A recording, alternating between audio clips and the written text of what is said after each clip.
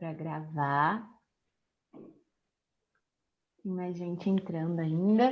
Gente, vocês estão por aí? Só me dá um oi, tipo assim, oi, beleza, estou viva, estamos aqui, somos pessoas que estão juntas, porque é meio esquisito ficar falando aqui com a tela, só com a tela, né? Então, quem puder dar um oi no chat, ou se puder ligar o microfone, falar um oi, puder abrir a câmera, vai ser perfeito, maravilhoso, mais ainda, que aí eu vejo a carinha de vocês.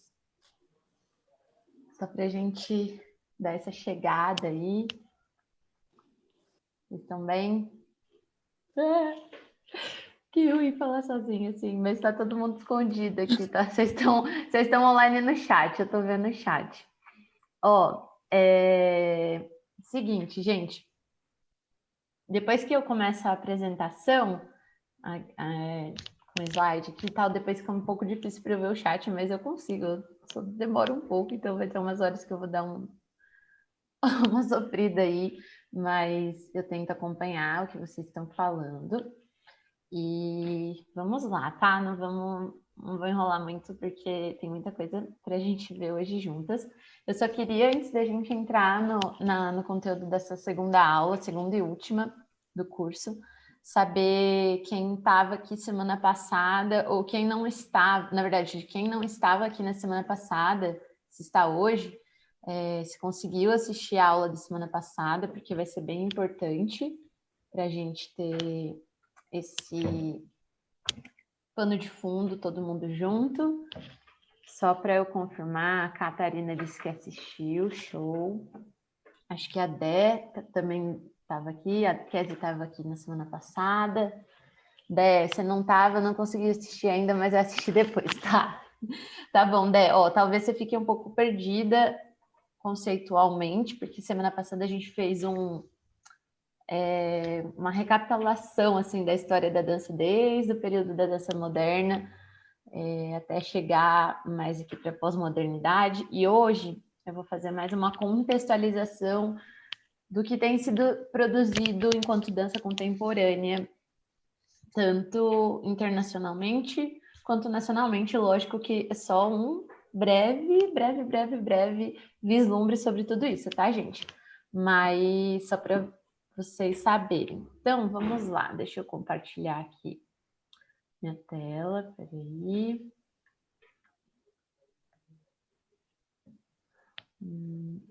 Ok. Compartilhar. Tá. Beleza. Ai, peraí, gente, que eu fiz um negócio errado. Quer dizer, peraí.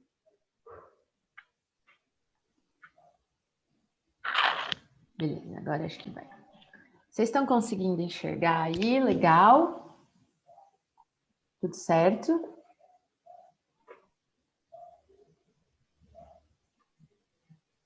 Então? Estamos sim, Rê. Beleza. Show. Se tiver alguma coisa errada, gente, aí vocês podem abrir o microfone e falar assim, porque aí para mim é mais fácil do que abrir o chat, mas eu consigo abrir o chat também. Então, vamos lá. Segunda aula, História da Dança Contemporânea. Na aula passada, a gente terminou a aula com essa pergunta aqui, né? Diante de tantas possibilidades, quais seriam as nossas referências hoje? O que tem sido produzido no universo da dança contemporânea? Eu deixei vocês aí com essa questão. Pedi para vocês mandarem referências que vocês já têm de dança contemporânea lá no grupo. Algumas pessoas mandaram, só para a gente ter, né, colocar aí a mente para pensar, nossa, quem que será que eu tenho de referência? O que eu já vi desse universo? E aí hoje a gente vai começar meio que a partir daqui, tá? Então essa aula 2, eu coloquei aqui como um nome de A Cena Contemporânea, referências e vislumbres sobre a produção nos dias de hoje. E aí tem aí uma frase da Laurence Lupe, que eu já falei que é uma grande estudiosa teórica da dança nos tempos atuais, que tem aquele livro que eu disse também na primeira aula, que é A Poética da Dança Contemporânea, a Bíblia da Dança Contemporânea. E essa frase da Lupe vai falar que a dança, ela explora, aqui ela está falando sobre a dança contemporânea, ela vai falar que a dança explora uma multiplicidade de corpos, cada um contendo uma partitura secreta, um imenso leque de possibilidades e tonalidades poéticas. E ela vai falar que isso o Laban chamava de assinatura corporal, né? A gente viu um pouco do Laban na semana passada. Então é legal que a gente tem essa noção dessa multiplicidade. Tá no slide sim, Cá. Você tá vendo? Você não tá vendo? Vocês estão vendo, gente? O resto de vocês estão vendo? O slide tá aparecendo normal? Por aqui também tá normal. Tá normal? Eita, Kate, tenta... Não sei o que pode ser. Às vezes sair, voltar. Tá. Se você quiser sair, voltar e ver se aparece, porque vai ser bem importante, assim, vocês acompanharem aqui pelo slide. Vai me avisando. Se vai dar certo. Para o resto, tá todo mundo normal, né? Todo mundo conseguindo enxergar. Sim, aqui tá normal, é. Tá. Beleza. Kate, tenta sair e voltar da chamada e aí qualquer coisa, se não der mesmo, a gente vê o que faz. Eu vou disponibilizar esses slides para vocês, igual eu fiz da primeira aula, mas é bem legal acompanhar, porque vai ter vídeo e tal. Tá bom? Então, vamos lá. Então, gente, só para a gente recapitular algumas ideias que a gente colocou na semana passada, de que a dança contemporânea ela vai trabalhar com essas diversas possibilidades, né, para se criar e dançar.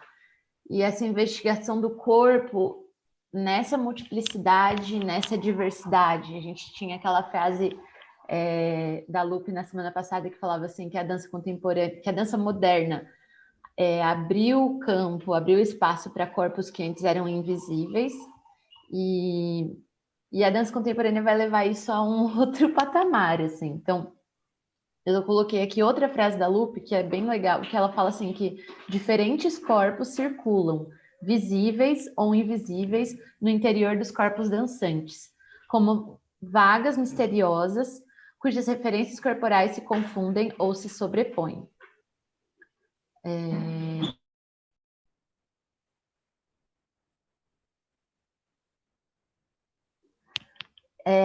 E aí, a partir disso, a gente... Deixa eu só pausar aqui, porque a Catarina está pedindo para entrar de novo. Aí. Eu escrevi errado aqui, gente, mas é a ideia de um corpo em devir, que é esse fluxo permanente, esse movimento ininterrupto, atuante como uma lei geral do universo que dissolve, cria, transforma realidades existentes. Então, essa ideia de que a dança e a noção de corpo e do que pode ser dança está sempre se reformulando constantemente, é algo que a gente tem que colocar aqui como um pano de fundo para tudo que a gente vai ver hoje, tá? E então essa noção de que todas as vivências, as experiências, elas podem ser mote de criação, pode ser mote de inspiração, e elas vão gerar diferentes pesquisas de movimentos que se elaboram no próprio processo artístico. Então, hoje a gente vai ver vários artistas, vários coreógrafos, e cada um deles eles vão escolher diferentes caminhos que muitas vezes eles se fazem no próprio processo. Então, a gente vai ver que, pensando de uma forma mais contemporânea, o artista ele vai buscar aquilo que contribui para o processo e para a criação dele em diferentes lugares, né? Então, hoje em dia, que é aquela noção de hibridismo que eu falei na aula passada. Então, hoje em dia, um bailarino contemporâneo, dependendo do que ele está dançando, ele vai, às vezes, fazer um determinado tipo de aula, um determinado tipo de treinamento, vai buscar em outras áreas referências para aquilo que ele está fazendo, vai buscar nas outras linguagens artísticas, vai buscar em artes marciais, enfim, tudo vai ser tudo vai ser esse diálogo, né, do corpo da pessoa nesse momento, com o que está circundando ela, tudo vai entrar nessa dança, entendeu? Então, dado isso, vamos lá para algumas referências internacionais, tá? Eu comecei aqui hoje com a Pina, que eu acho que muita gente aqui deve conhecer. Se vocês já viram alguma coisa da Pina, coloca eu no chat, só para eu ver aqui. Tô conseguindo abrir o chat, gente, tá ótimo. Pina Bausch, quem conhece Pina Bausch? Bota aí. Kátia, você tá conseguindo ver os slides agora? Ai, o documentário dela é maravilhoso, Fran. Muito bom. Tem um documentário que o Wim Wenders fez dela, gente. E aí é bem legal. Fica aí já a dica para assistir depois. Perfeito. Ai, que bom que você está conseguindo. Gente, então a Pina, ela foi uma coreógrafa. Ela faleceu em 2009. Alemã, e eu já tinha comentado na semana passada que ela foi uma discípula do Kurt Jooss. Então, se a gente lembrar lá da dança expressionista alemã, muito do que a Pina vai desenvolver, que a gente vai chamar de dança-teatro, foi influenciada por esse movimento. Então, a Pina ela se formou em dança, em pedagogia da dança na Folkwang, que é uma universidade na Alemanha. Depois ela se mudou para os Estados Unidos, lá ela dançou na Juilliard, dançou no Metropolitan. E aí ela volta para a Alemanha para dançar no tá errado também, mas no recém-fundado balé de Folkwang que o Kurt Jooss estava fundando. E depois, em 73, ela é contratada para dirigir o Wuppertal Tanztheater, que é a companhia que vai consagrar ela como coreógrafa. Então, é o lugar onde ela começou a desenvolver a pesquisa dela em criação e que ficou muito famosa, né?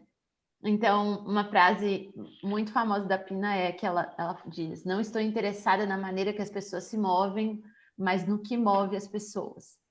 E eu coloquei essa também, que vai falar aqui, contando da história dela, né? Que em 73 a Pina foi nomeada diretora de dança para os teatros de Wuppertal, e a forma que ela desenvolveu nesses primeiros anos era uma mistura de dança, teatro, era totalmente desconhecida. Em suas performances, os bailarinos não apenas dançavam, eles falavam, cantavam e às vezes choravam e riam também.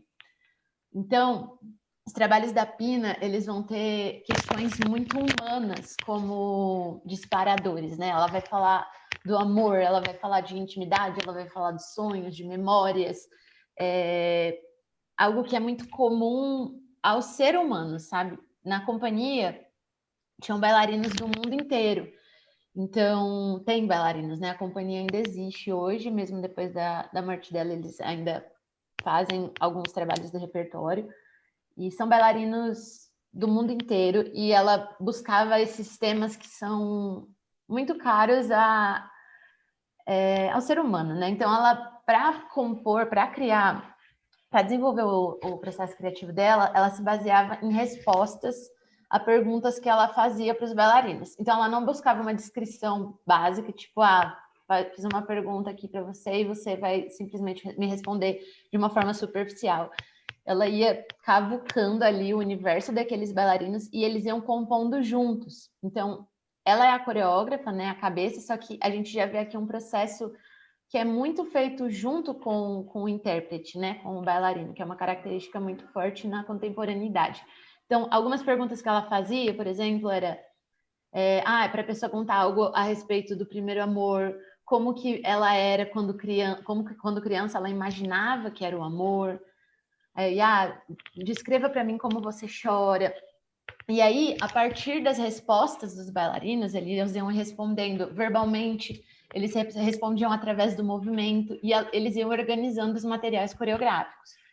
E uma estratégia de composição que ela usa muito é a repetição. Então, eles estruturavam um material coreográfico numa célula, numa sequência, e eles iam repetindo aquilo de forma intensa, assim, e aquilo ia produzindo um outro estado corporal, ia se modificando, ia levando para outras cenas. Essa era uma estratégia muito recorrente da Pina.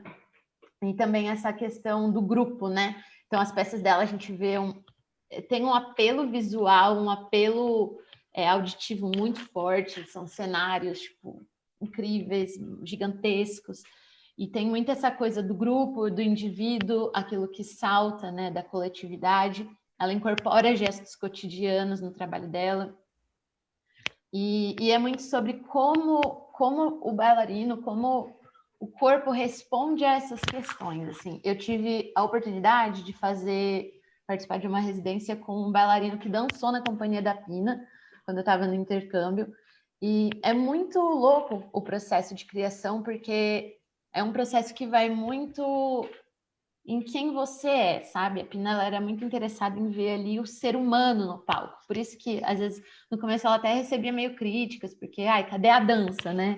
Era muito teatral. Então, mas é um trabalho que toca, assim, bem fundo. E aí aqui eu trouxe um trechinho de Sagração. A gente viu Sagração com o Nijinsky na aula passada, e eu trouxe aqui um trechinho da Sagração da Primavera da Pina, que ela fez uma releitura dessa obra em 1975. Também virou um clássico, e vocês vão ver que tipo, no palco tem terra. É algo muito comum assim, dos trabalhos dela, esses cenários, o trabalho com objeto e a cenografia, tipo, muito presente, assim, ela leva elementos, tem um trabalho que é só flores no palco, são muito bonitos, assim, visualmente, sabe? É incrível, não é à toa que ela é uma das mães aí, um grande nome pra gente hoje. Então, vamos assistir um pedacinho mesmo, tá, gente? Porque é isso, não temos muito tempo. Deixa eu ver aqui o trecho que eu quero colocar.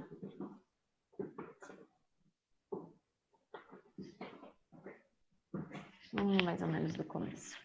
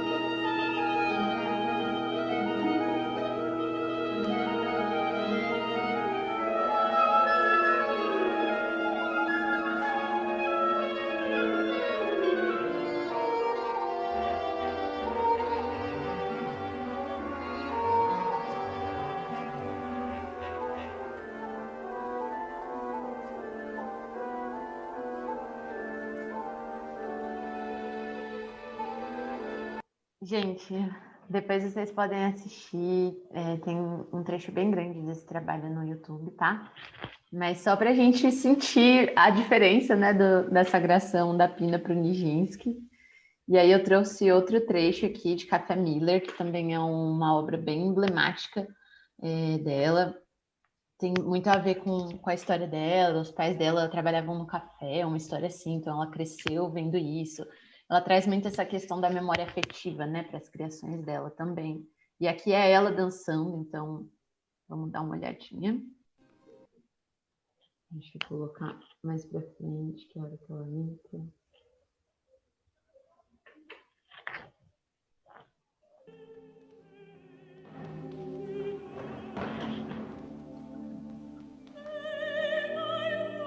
Tem muito momento que os bailarinos, tipo, tem vários espaços no palco, né? Ela trabalha com vários acontecimentos simultâneos.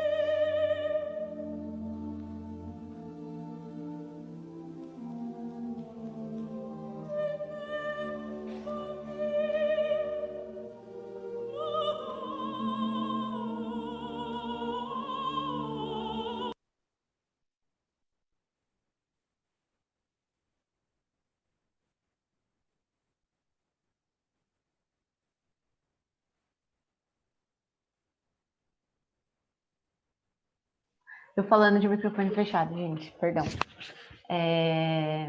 Eu coloquei só esses dois aqui, mas depois vale muito a pena vocês verem mais coisas dela, porque é muito lindo mesmo esse trabalho. Pelo menos assim, eu gosto muito do trabalho da Pina. E é meio que isso, assim, a corporeidade fala muito, né? Eu lembro, só dando uma contextualizada, essa coisa de como o nosso corpo fala. Esse bailarino que eu tive aula, a gente às vezes ficava fazendo ações muito simples, né? Tipo, levanta o braço e mostra alguma coisa. E aí ele pegava muito nessa coisa das intenções, né? De como eu projeto a intenção da minha ação. Então, a gente vê que coreograficamente, às vezes, não são nem coisas muito mirabolantes, mas tem uma intenção muito forte ali colocada, um estudo muito grande para eles fazerem o que eles faziam. E esses cenários, tudo compondo junto. Então, é isso. O próximo coreógrafo que eu queria citar é o Forsyth. Ele ainda está vivo, ele é jovem até. E ele também é um grande nome aí da dança contemporânea que influencia muitos criadores, porque ele é famoso pela forma como ele usa o balé clássico numa perspectiva totalmente contemporânea e revisitada. Então, ele pensa o balé por uma lógica diferente, que não é assim, o balé para se dançar obras clássicas, para se dançar repertórios, mas ele entende o balé como uma fonte assim, de conhecimento do corpo incrível que sabe? E aí eu coloquei uma frase aqui da Helena Katz, que é que o Forsyth pensa a dança por algoritmo, tradição matemática da informação. Por isso ele é único. Não organiza movimentos em espaços, constrói espaço com ou sem movimentos. Então o Forsyth ele pensa muito o movimento de uma forma espacializada, né? E isso é muito das influências que ele tem do Laban, que a gente já viu na semana passada. Então, ele vai beber muito dessa fonte do Laban e também do Balanchine. E aí ele rompe também com as estruturas convencionais. Ele tem trabalhos tanto para palco italiano, mas ele também vai para espaços públicos. Ele tem trabalhos que são para ser expostos em galerias. Então, no Sesc Pompeia, uns anos atrás, teve uma exposição do Forsyth. Então, se a gente pensa, nossa, mas é um trabalho de dança e está numa galeria de artes, o que é isso, né? Então, esse cruzamento, né, da linguagem da dança com as outras linguagens artísticas, como hoje em dia as coisas se atravessam demais, e ele pesquisa muito essa relação da dança com a tecnologia.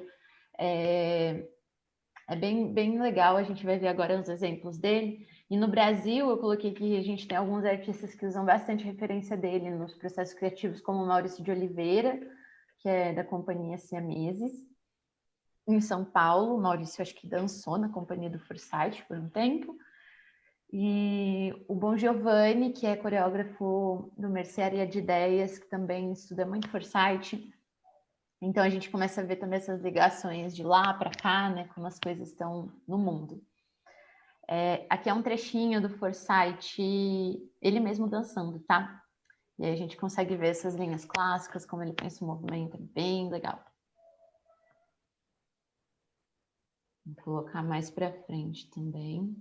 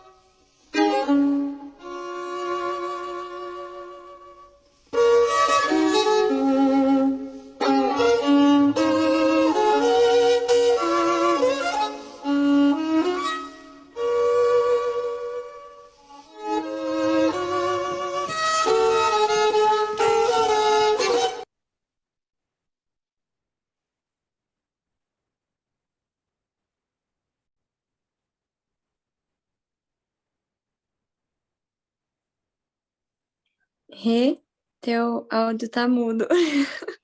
Eu falando aqui, gente, desculpa.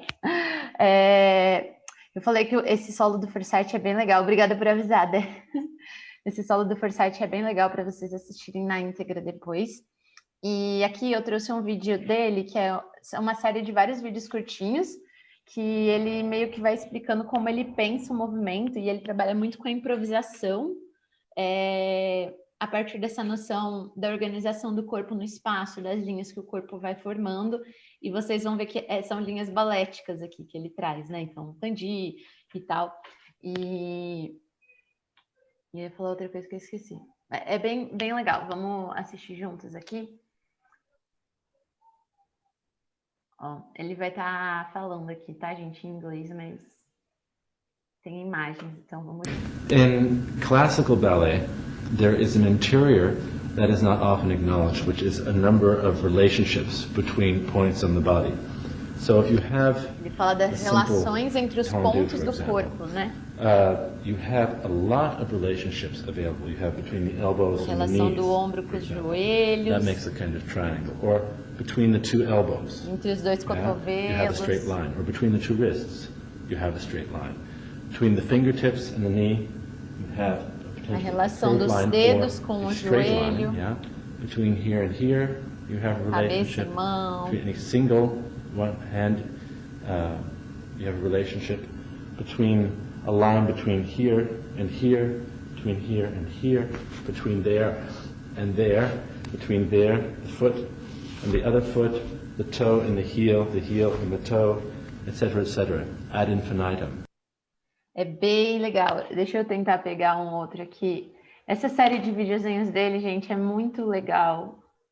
Depois vocês podem assistir, porque eles estão todos juntos. Is something we call Ewing and Owing, which you imagine lines extending out of your joints. Você imagina linhas saindo das suas articulações e a orientação tridimensional que ela cria no espaço, como você pode circular em volta dessas linhas imaginárias. For example, the knee, yeah? And you motivate this motion internally, yeah? So you don't do this, you don't fold the arm like that, but you rather. Você cria esse movimento internamente, então você não só dobra o braço, mas você engaja todo o corpo, né? Gente, é genial assim a forma como ele pensa o movimento e como a partir disso vão aparecendo várias propostas de improvisação a partir desse conceito de como eu vejo o movimento. Ai, peraí, que começou um outro vídeo. Ai. E eu trouxe mais eu trouxe várias coisas dele, gente, porque é muito bom. Trouxe um trechinho de One Flat Thing, que é uma coreografia que ele fez para uma videodança. Antes tinha essa coreografia na íntegra no YouTube, gente, não tem mais. E aí aqui é tipo 1 minuto que ele fez para um balé que eu não lembro qual agora, uma companhia. E aí vamos ver só isso aqui rapidão.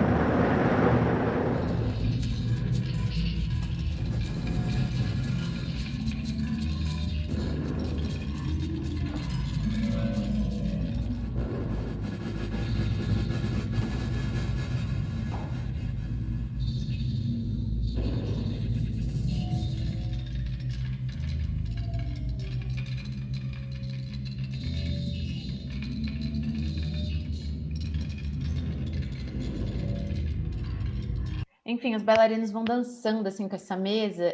Isso foi criado para o vídeo, tá? Era uma produção de vídeo inicialmente. Só que por que eu quis trazer ela? Porque a partir desse vídeo, eles criaram um programa que é esse Synchronous Objects. E aí, a partir dessa videodança, tem uma análise muito louca que eles fazem de como o Forsyth coreografa, né? De como ele pensa o espaço. E aí, nesse programa, você consegue selecionar várias relações para aparecer entre a coreografia. E eu trouxe um vídeo aqui que tem no YouTube desse programa. Tem um site que você entra. Eu não estou conseguindo mais acessar esse site por causa de algum plugin que precisava conectar. Mas aqui a gente consegue ver as relações de espaço, né, que ele cria. Então, como um bailarino às vezes faz um movimento e dispara para todos os outros começarem as sequências coreográficas que eles têm, então cada um tem a sua partitura, né? E ele organiza isso de uma forma muito matemática, assim, e também com essas relações espaciais. É muito legal, gente. Olha só as relações que vão acontecendo durante a coreografia. E aí um dá o start, dá a deixa para outros acontecimentos se desdobrarem na cena.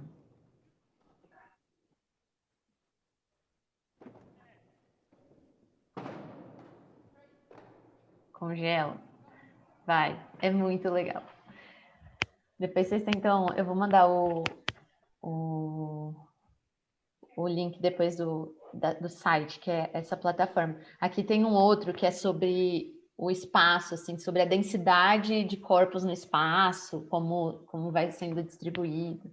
É muito legal. Deixa eu ver o que vocês estão falando. Que incrível, é incrível. É incrível, Paty. Ó, vamos continuar. Gente, parece um caleidoscópio, é muito legal isso aí. É muito. Gente, eu sou muito fã do Forsyth, assim.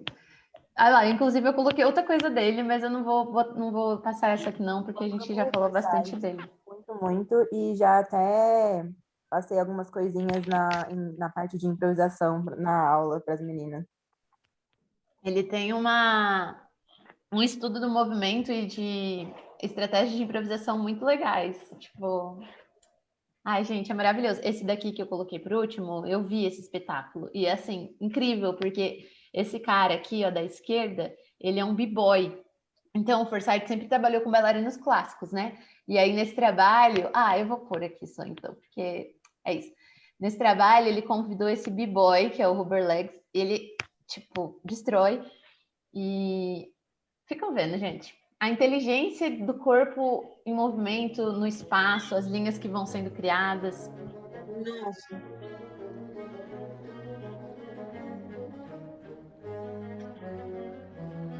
É um teaser, né, do trabalho.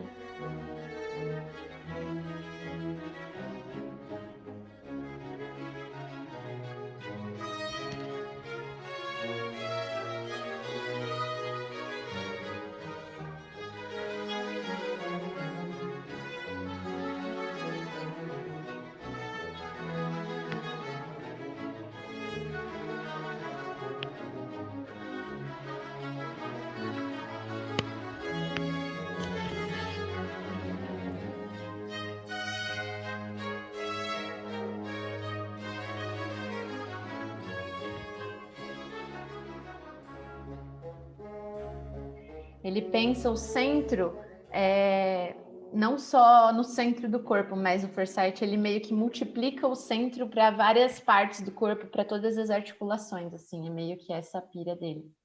Muito legal. Depois vocês conseguem assistir mais coisas dele. Trouxe também Ana Teresa de Kersmark, que é uma coreógrafa belga, e ela é diretora do Rosas, que é a companhia dela. Ela estudou no Mudra, em Bruxelas, e também no Tisch School, em Nova York. E ela constrói um trabalho... Por que eu trouxe a Ana Teresa? Porque... Depois eu vejo os comentários, gente, que eu não vou conseguir ver tudo agora. Mas por que eu trouxe ela? Porque a Ana, super íntima, ela usa muito do minimalismo nas composições dela. Então, a gente falou na aula passada também do movimento minimalista que começou a ir para a dança. E ela é uma das pessoas que vai beber muito dessa fonte. E ela também constrói uma coreografia muito matemática, assim, tipo, os padrões, né, as repetições. Ela trabalha muito com repetição e com frases de movimento que, tipo assim, a frase A, B, C, e aí como elas vão se combinando de várias formas diferentes. É bem cabeção, assim, e ela se inspirou muito na Trisha, que a gente viu na coreografia na aula passada, aquela coreografia do accumulation, que ela vai fazendo um movimento, outro, vai se acumulando. Anne Therese vai beber muito desse movimento. E aí eu trouxe também um clássico aqui, que talvez algumas pessoas já conheçam, que é esse vídeo do Rosas, que é uma produção que elas fizeram para vídeo, então a gente vê mais uma vez essa correlação entre as linguagens, pensando a coreografia em relação à câmera, como que o corpo ele pode ser captado para potencializar a expressividade que o coreógrafo está propondo. E esse vídeo tem uma curiosidade muito legal que eu vou falar daqui a pouco, mas antes vamos vê-lo.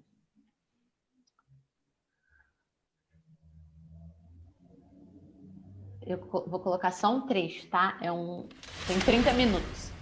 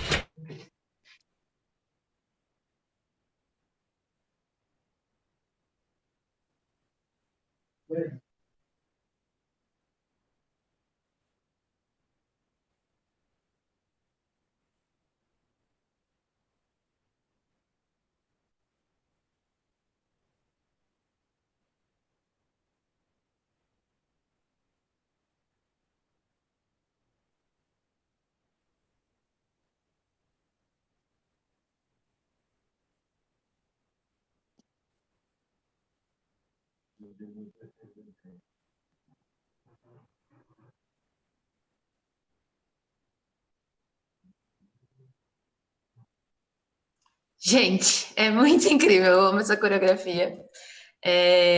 Tá na íntegra no YouTube, tá? Então vocês podem assistir, 30 minutos. E vocês veem que ela trabalha muito com essa coisa do gesto cotidiano, né? E da acumulação, como as bailarinas vão criando esse ritmo juntas. E ela tem um fundo bem feminista na coreografia, né? Das mulheres, são mulheres e tal. É muito legal. E o que aconteceu? Que eu falei uma curiosidade. A Beyoncé usou essa coreografia da Ante Hess como uma referência. Na verdade, não foi uma referência, foi uma cópia deslavada. E ela não deu os devidos créditos nesse clipe aqui, Calm Down. E aí eu queria só mostrar para vocês como que, às vezes, essas referências, né, da arte contemporânea e da dança cênica, elas vão extrapolando, né, para a produção mais pop. E hoje em dia também, como essas coisas elas estão em diálogo. E foi engraçado, porque a Beyoncé fez isso, e essa era uma coreografia que as pessoas gostavam muito, e muita gente começou a copiar. E aí até que a Interesse falou, não, gente, então vamos fazer o seguinte, eu vou fazer um vídeo explicando a coreografia, ensinando a coreografia. Então tem um tutorial dela no YouTube ensinando essa coreografia, porque meio que virou um movimento, assim, sabe? Internacional, assim, todo mundo fazendo a coreografia. E aí ela tomou essa atitude depois, assim. Mas olha só, gente, Beyoncé. Vou pular para a parte da música que aparece.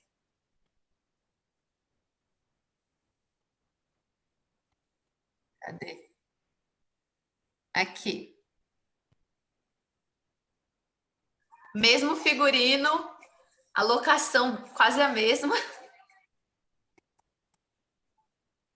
E esse é um outro momento da criação da Anne. Elas dançam assim também. Mas tem a parte das cadeiras, se eu não me engano.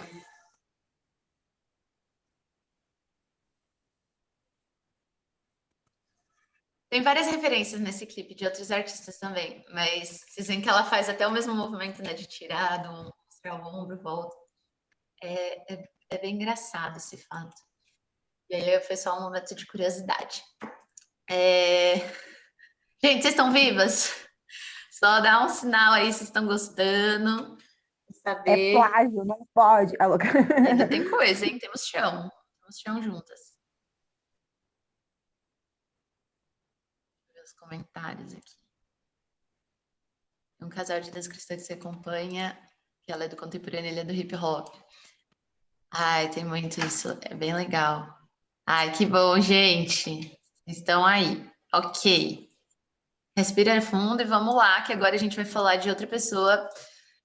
Agora um coreógrafo muito famoso também. Só trouxe os mais famosos, tá? É o Hadna Harim. Ele é um coreógrafo israelense. Ele ficou muito reconhecido pelo trabalho que ele faz com a Bativa. Na verdade, agora ele não tá mais com a Bativa, mas ele foi coreógrafo fixo dessa companhia por muitos anos. E ele desenvolveu ali a pesquisa e o processo criativo dele, que acabou ficando conhecido como a assinatura coreográfica dele. E ele desenvolveu isso de uma forma que acabou sendo sistematizada no que ele chama de uma linguagem do movimento, não sei é o nome que ele dá, que é Gaga, né? Que é uma pedagogia de movimento, é uma linguagem. Não dá para chamar, ele não chama de técnica, ele chama de linguagem. É muito legal. Eu já fiz aula de Gaga algumas vezes.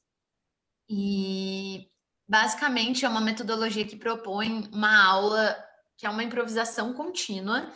E que os dançarinos são conduzidos através nessa improvisação por imagens que vão sendo dadas a eles. Então, o professor vai falando vai dando conduções imagéticas e a partir da forma como cada um interpreta aquela imagem, aquela condução, você vai se movendo por uma perspectiva muito somática, né? Então, lembrar lá do conceito de educação somática que eu trouxe na aula passada, mas que é essa percepção interna, né? Essa relação do corpo que é uma percepção própria. Então, eu não estou usando um espelho, eu não estou buscando uma referência externa, mas eu estou buscando ampliar essa escuta para o meu próprio movimento e me mover a partir disso.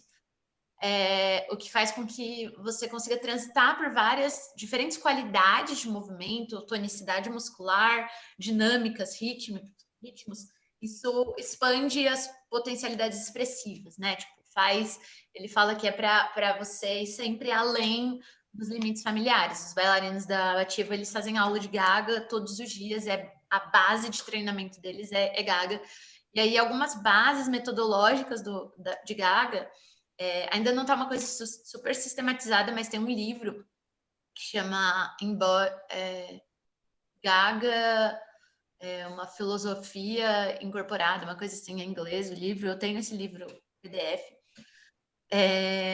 que é uma pesquisadora que estudou mais, sistematizou um pouco mais técnica, mas como é algo ainda muito recente, não é algo super temático, assim, e não é qualquer pessoa que pode dar aula de Gaga, né, que você tem que ir lá fazer o treinamento com ele, todo um rolê, assim.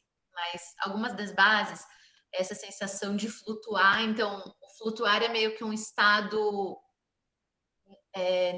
neutro, não, mas é um estado primordial das aulas, e aí a partir dessa sensação você vai desenvolvendo a pesquisa de movimento que vai ser conduzida em cada aula. Então, é um dispositivo que eles usam para esse estado de presença, para ampliar a sua consciência do seu corpo. Então, você flutua e percebe como o seu corpo está naquele momento e deixar ele pronto para o movimento. Eles falam muito sobre uma disponibilidade corporal. Você tem que estar available, você tem que estar disponível.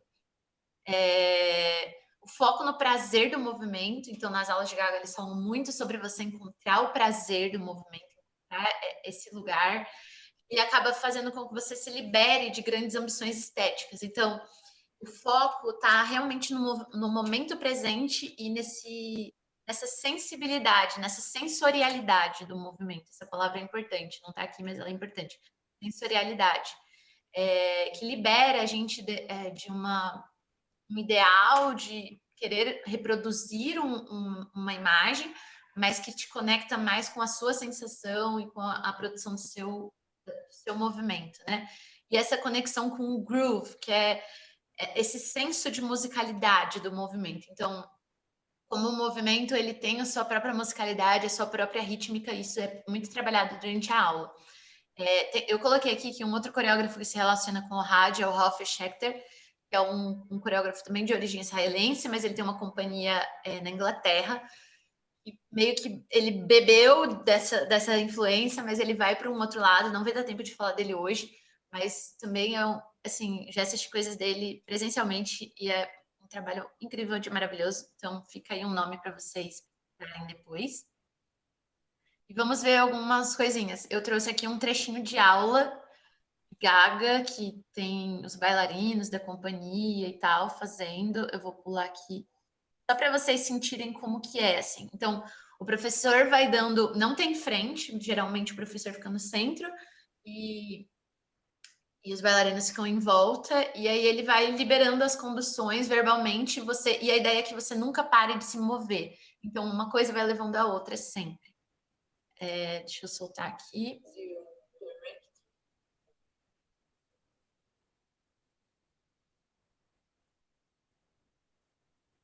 Então, conectar a sua mente à fisicalidade. São os bailarinos falando sobre como é a proposta.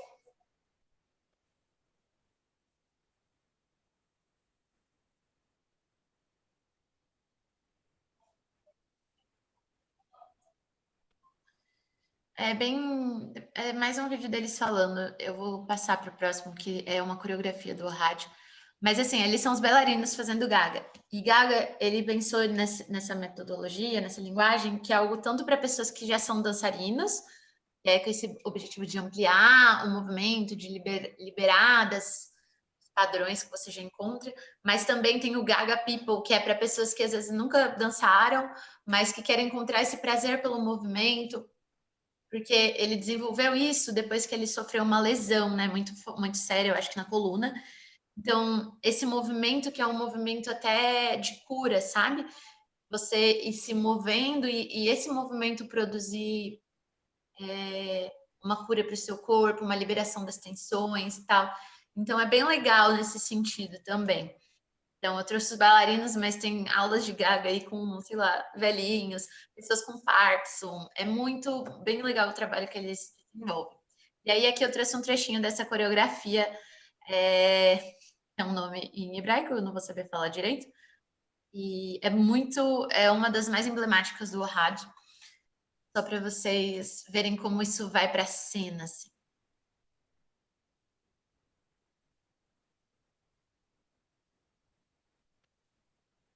A gente vai ver só o comecinho, tá?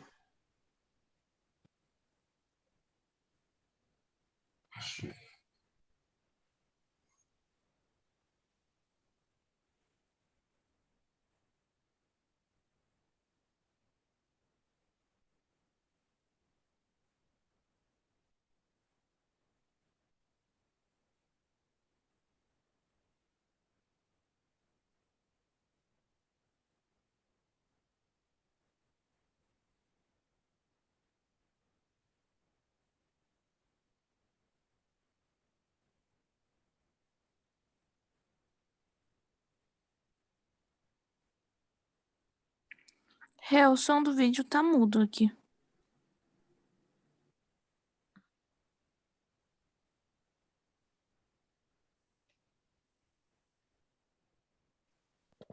Pra mim também, o som do vídeo tá mudo.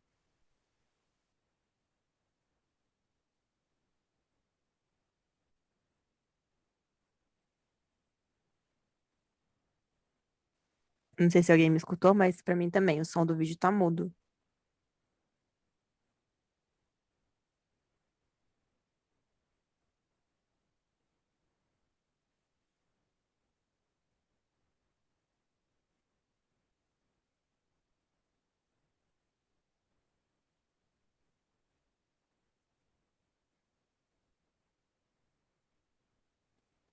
É, peraí, você tá muda de novo. E o vídeo também tá saindo mudo. Não sei se na hora de compartilhar a tela tá compartilhando o áudio junto.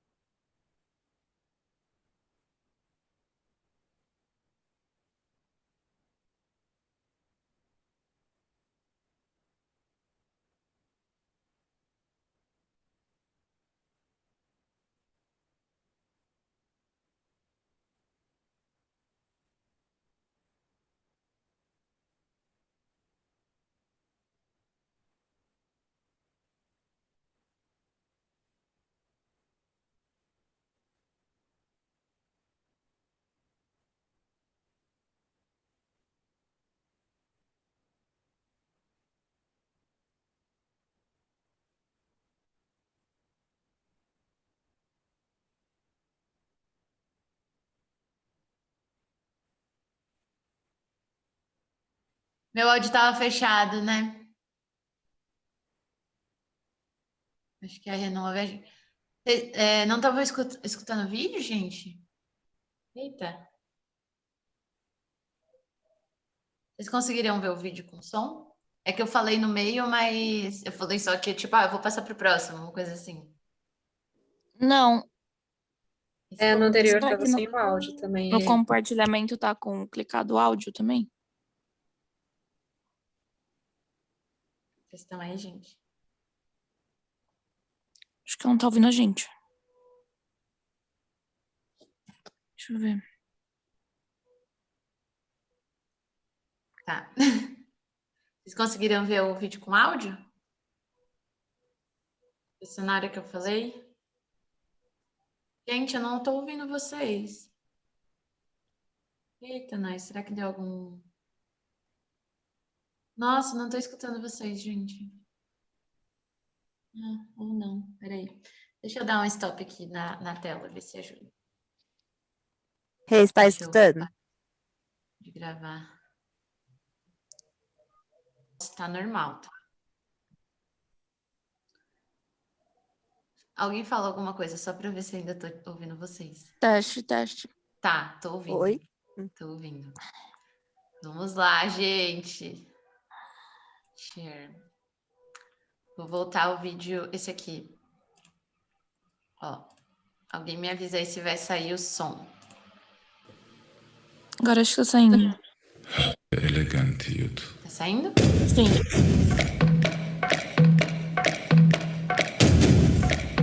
אחד מי יודע, אחד אני יודע, אחד אלוהינו, אלוהינו, אלוהינו, אלוהינו, אלוהינו, שבשמיים ובארץ.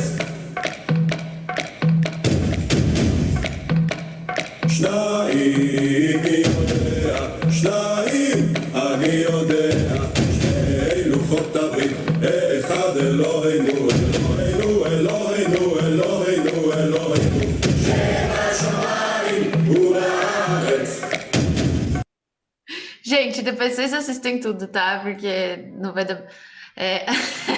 Não, e no começo ele vai falando umas coisas em hebraico, então também não ia fazer muita diferença. Mas essa segunda parte, sim, né? Porque os bailarinos cantam junto, é bem forte. E é meio que uma crítica, assim, ao Estado de Israel. Enfim, tem várias questões políticas que eu não vou saber contextualizar vocês direito, tá? E aí aqui vamos ver só mais um trechinho, então, desse aqui do Virus. Chama Virus.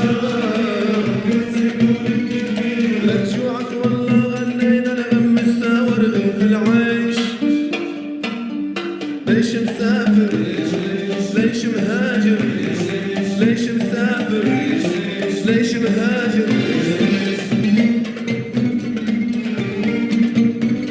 Eles falam muito sobre você também, tipo, se desprender um pouco, assim, sabe? Não se achar engraçado, dar risada de você mesmo, tipo, não ter medo de ser esquisito. Faz aula, é bem legal.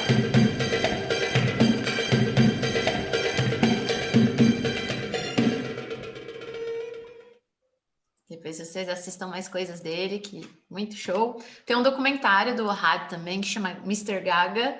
Tava na Netflix até um tempo atrás, não sei se ainda tá. Acho que tiraram. E é bem legal para conhecer mais, assim, do trabalho dele. E por último, dos internacionais, eu trouxe o Akram Khan. Por quê? Porque ele é um coreógrafo... Ele é inglês, mas, assim, a família dele é indiana, de origem indiana. E ele ficou muito famoso, assim, em como ele aliou tanto a dança contemporânea com a dança indiana, Kathak, que é uma dança, tipo, super tradicional. E ele foi treinado, desde pequenininho, a dançar o Kathak, essa dança tradicionalíssima, assim. Só que ele também tinha várias referências, assim. Então, ele fala que ele gostava de Michael Jackson, ele gostava do Bruce Lee. E aí, meio que tudo isso entrou, de certa forma, na pesquisa corporal que ele desenvolve. E é bem legal da gente ver como também no pensamento contemporâneo, essa coisa das danças sociais ou de danças que às vezes ficavam fora do contexto cênico, elas começam a ser mais incorporadas, né? Então, eu tenho uma companhia aqui no Brasil que eu lembro que eles estavam trabalhando, tipo, com funk, sabe? Funk carioca, e como trazer isso para a cena e pesquisar o movimento a partir dessa abordagem, sabe? Então, as fronteiras, elas vão ficando menos rígidas e as coisas começam a dialogar muito mais. E o Akrahan Khan faz isso com a dança indiana de uma forma muito, muito interessante. Vamos ver aqui um pouquinho. Então, tem essa coisa que é bem... quase uma arte marcial, né?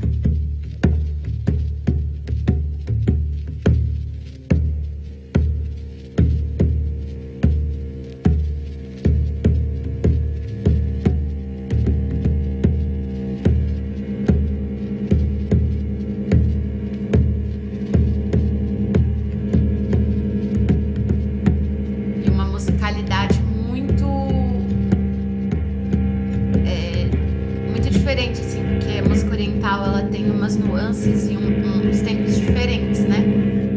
Então ele tem umas contagens bem diferentes, tipo, tem essa precisão do kathak indiano, não sei como fala, gente. Eu já fiz um workshop também dessa companhia, por isso que eu tô falando dessa coisa porque eu lembro que era bem específico, assim, umas contagens doidas.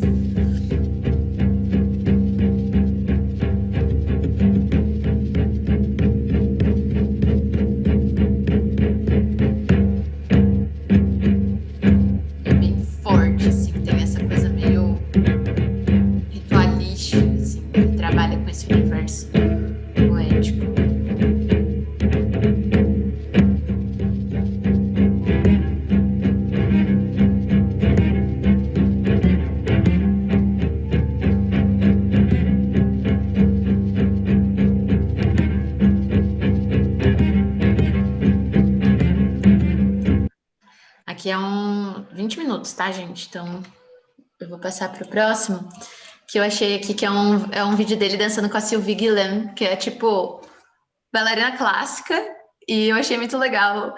Então, eu só trouxe para vocês verem essa relação, né, de corpos de formação totalmente distinta, como eles dialogam em cena juntos, e é muito legal. É uma coreografia, acho que dele mesmo.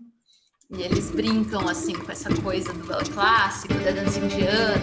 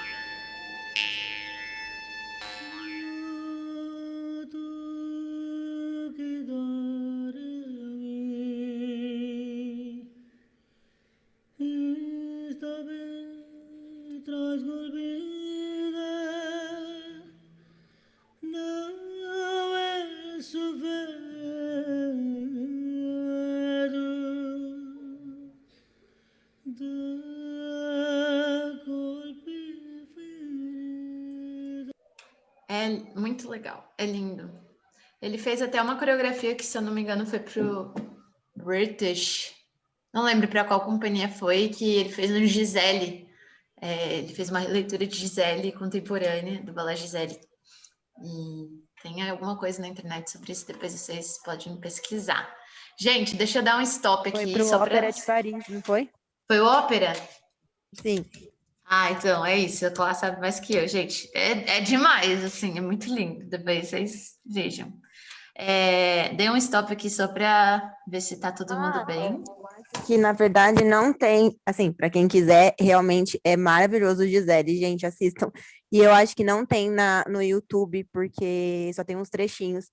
Mas tem um blog, que eu não sei se vocês conhecem, que é Balé de Repertório, Depois eu vou procurar, mando lá no grupo. E aí você baixa os espetáculos, sabe? Os DVDs. E tem. Nossa, claro. Arquivo precioso, hein? Muito bom. Então, gente, ó, eu trouxe esse panorama desses internacionais. Muito pouco, gente, tá perto de todo mundo que tem aí. Mas eu quis trazer alguns nomes que eu considero que são grandes referências, que a gente não pode falar de dança contemporânea sem passar por eles. E aí, vamos continuar. Vocês estão bem? Vocês conseguem seguir mais um pouquinho? Tá muito cansativo? Só assim, porque ainda tem um pedaço aí. Que a gente vai vir para o Brasil agora, Tá né? tranquilo, Rê. Tá Tá tranquilo? ótimo, Rê. Manda Então bala. tá. Show. Se parar o áudio, vocês me gritem, pelo amor de Deus. E aí, ou escreve no chat, manda sinal de fumaça, porque aquela hora eu não estava vendo nada, gente. Caos total. Mas vamos continuar, então, para os brasileiros. Algumas referências, tá? E eu não tenho como falar de dança contemporânea no Brasil. A gente teria que fazer um curso, né, de história da história da dança no Brasil para a gente entender algumas coisas, mas eu quis trazer um pouquinho, uma pinceladinha histórica. E aí não tem como falar de dança contemporânea sem a gente falar do Teatro de Dança Galpão, que foi um grupo de profissionais da dança que eles se reuniam em São Paulo, ali no bairro do Bexiga, entre 1974 e 81, e eles começaram a investigar e a criar colaborativamente, muito influenciados pelo movimento da Tropicália, e então era, assim, aqui a gente está falando de um período entre ditaduras, uma coisa bem, na ditadura, né, uma coisa bem louca, assim, que eles começaram a desenvolver uma pesquisa de linguagem bem experimental, de vanguarda total, assim, no meio disso tudo, e uma investigação do movimento expressivo e de formas híbridas, né, entre as linguagens, e muitos nomes da dança brasileira surgiram desse grupo, tá? Então eu pus aqui alguns nomes de pessoas que estavam nessa fase do teatro de dança galpão. Eu tava pensando, falei, nossa, gente, é quase como se fosse o Judson brasileiro, que a gente viu na aula passada de Judson Dance Theater. Eu pensei, nossa, quase isso, né? Porque é um coletivo que se une e várias pessoas vão saindo de lá com ideias novas, assim, e esse clima de experimentação muito grande. Então, eu pus aqui alguns nomes, a Marilena Ansaldi, que foi uma das fundadoras, assim, do grupo, a Célia Gouveia, René Gumiel, Denilton Gomes, Ruth Rachot, Zélia Monteiro, Ismael Ivo, Lia Rodrigues, Rodrigo Perdeneiras, Iracite Cardoso. Todo mundo aqui, em algum momento, passou ali pelo galpão. E acho que vocês devem saber, Ismael Ivo estava até recentemente como diretor do balé da cidade de São Paulo. O Pederneiras é o que vai ser o coreógrafo lá do Grupo Corpo, a gente já vai falar deles daqui a pouco. Iracite Cardoso foi, junto com a Inês Bogel, uma das fundadoras da São Paulo Companhia, que eu não vou falar aqui hoje, mas também é uma companhia aí que transita entre o universo do balé clássico e da dança contemporânea. E também falar do Galpão, e também precisava falar do Klaus, que foi um grande marco assim, na história da dança do Brasil. E ele foi o Klaus foi um coreógrafo, um bailarino, um pesquisador de movimento mineiro, né?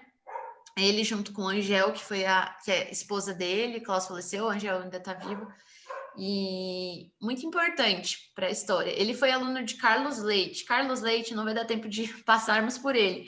Mas, gente, o Carlos Leite, ele só dançou, teve contato com a galera dos balés russos, tá? Da última aula lá que a gente já viu.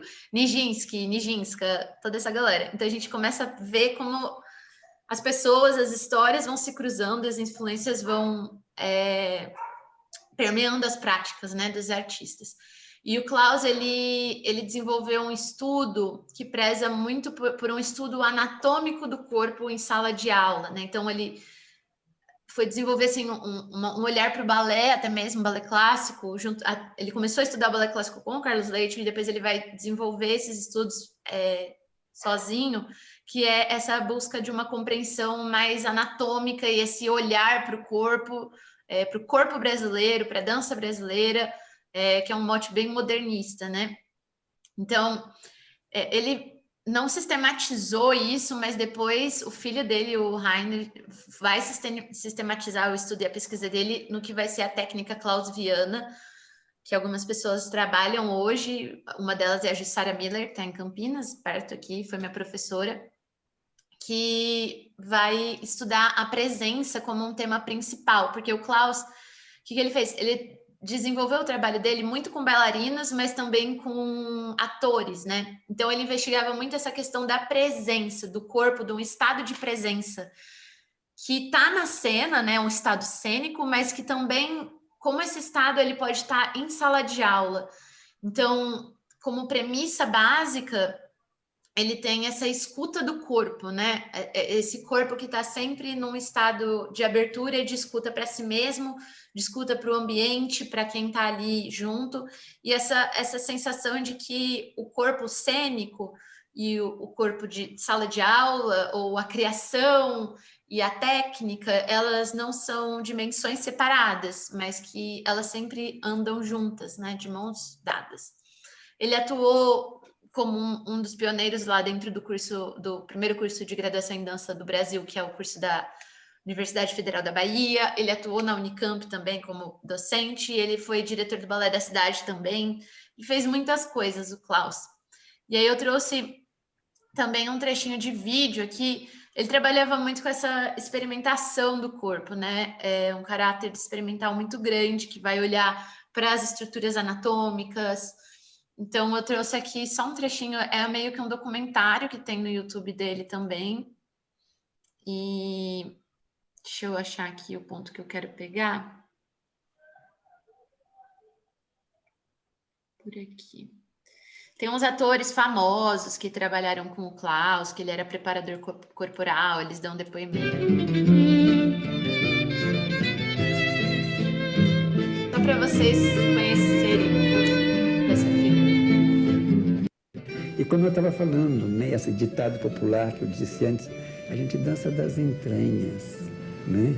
Mas eu acho que a dificuldade toda essa é valorizar as pessoas, né? Sacar quem você é, onde está seu estômago, como é que ele é, como é que eu sou, o meu tamanho, te respeitar como ser humano, né? E eu acho que essa coisa do ser humano é muito importante para a dança. Enquanto você não tem ser humano, você não tem um bailarino.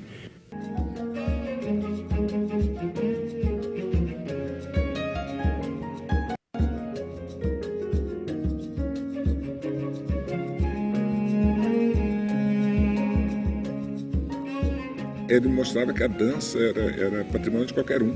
E essas aulas, elas compreendiam vários universos de pessoas. Vinha gente de todo lugar, tinha secretário, tinha médico, tinha artista, tinha... E era uma festa, nós todos lá aprendendo com ele. Porque a ideia toda era como você melhor comunica através do corpo. Todo o trabalho dele, a técnica é esse. Você ter o teu corpo como instrumento a favor da comunicação. Era um jeito de realmente conseguir se comunicar. E ele conseguia fazer isso pela generosidade. Ele conseguia entrar na viagem do outro. Ele conseguia colocar o conhecimento dele na viagem do outro. As pessoas não procuram dançar, as pessoas procuram a dança. Não sabendo que a dança está dentro da gente, não fora da gente. E eu sempre falo com meus alunos, o professor é um parteiro. Ele tira de dentro o que você tem para dar. Se você não tem, não vai acontecer nunca. É muito lindo o trabalho do Klaus. Grande nome, e hoje em dia tem a Faculdade Angel Viana, que é, né, a companheira dele, que eles desenvolveram muito juntos, né, o que se tornou técnica, e tem essa faculdade no Rio de Janeiro. E a Angel ainda é viva até hoje. Então, grandes nomes aí da dança. E aí eu vou falar um pouquinho de algumas companhias estáveis, tá? Rapidamente, que também são importantes para a nossa história e para o pensamento de dança hoje, que estão produzindo até hoje. Vou começar pelo Ballet Stagium, que é um clássico. O Ballet Stagium foi fundado em 71, na cidade de São Paulo, com a direção da Mari Casdali e do Décio Otero. O Décio Otero também estudou com Carlos Leite, que foi também foi professor do Klaus, então tá aí as ligações. E o Stadium, ele teve um papel muito importante nesse período inicial aí, na década de 70. Eles dançaram no Teatro Galpão também, e eles ficaram muito reconhecidos por uma produção em dança com um engajamento político muito forte, assim. Eles conferiam, eles traziam pautas sociais, questões sociais e políticas para a cena, e sempre aliado, assim, aliando um caráter emocional, uma expressividade aos passos clássicos. Então, os bailarinos treinados ali no balé clássico, só que com uma expressividade cênica bem emocional, assim. Isso é uma herança da dança moderna, que eu enxergo no estágio bem forte. Mas eles tinham esse papel social muito, muito forte, assim. Então, Quarupi, que é isso que a gente vai assistir daqui a pouquinho, que é a Quarupi, ou Questão de Índio, foi um balé bem emblemático deles. Eles foram dançar esse balé no Xingu, então eles eram uma companhia bem itinerante, eles dançavam muito no interior do estado, aí eles faziam essas turnês, tipo, eles foram dançar esse balé pros índios, né, para uma comunidade indígena. Então, hoje em dia a gente vê isso talvez de uma forma diferente. Várias discussões podem ser levantadas daí também, de questões de apropriação cultural e tal, não vou entrar nisso hoje, mas isso não descarta o papel muito importante que eles têm na dança cênica brasileira, principalmente na dança cênica paulistana. E aí eu trouxe aqui um trechinho, aqui é o balé na íntegra, tá? Quando fez 40 anos de Quarupi, eles fizeram meio que uma remontagem, então não é o original, mas só pra gente sentir como que é.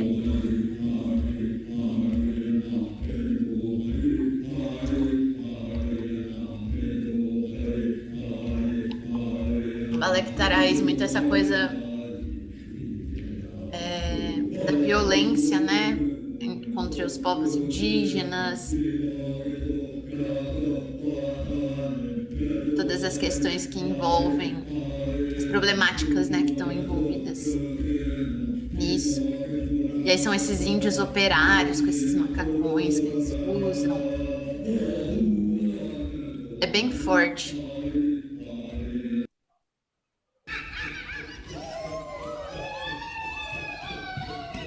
Foi bem chocante também, né, na estreia.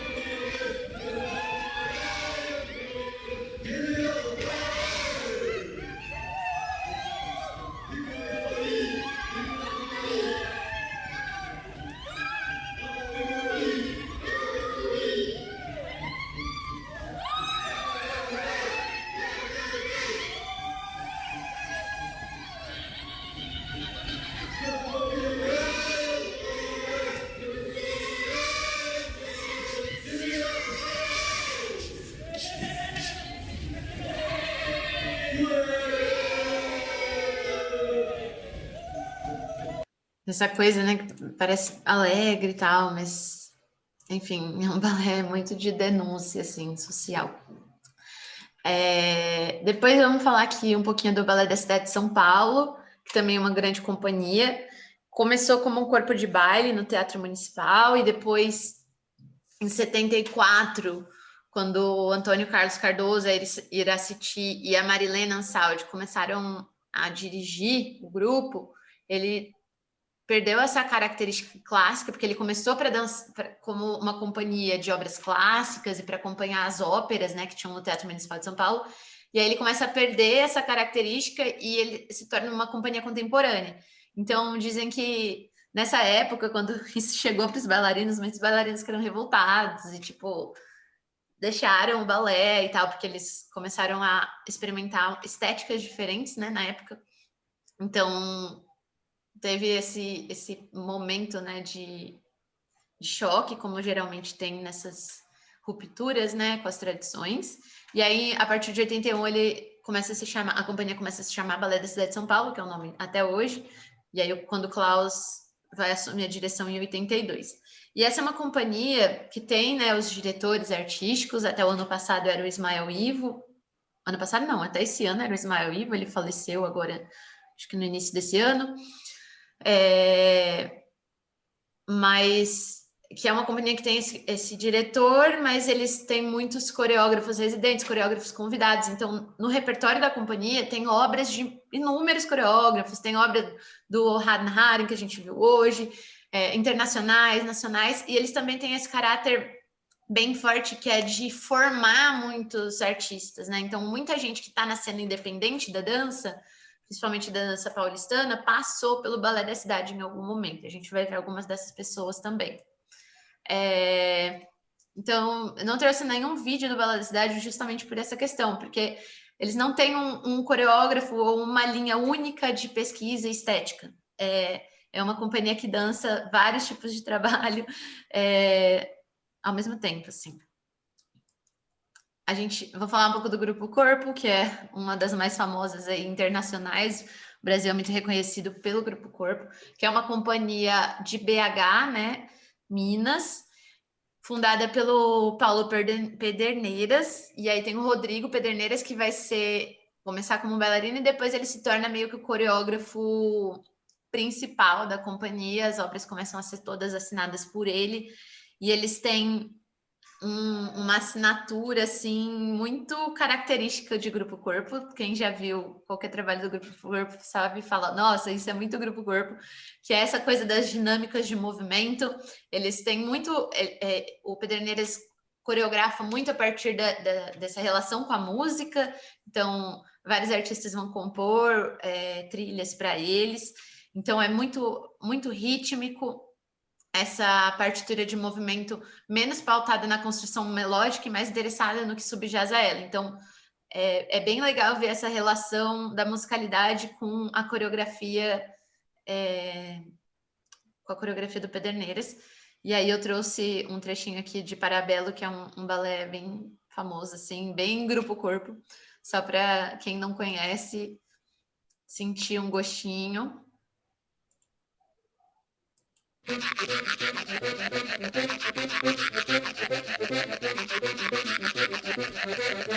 E eles também têm umas linhas baléticas bem fortes, assim.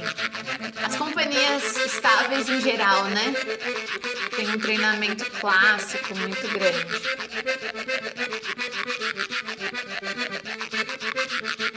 Mas essa coisa do quadril e das cabeças é muito corpo.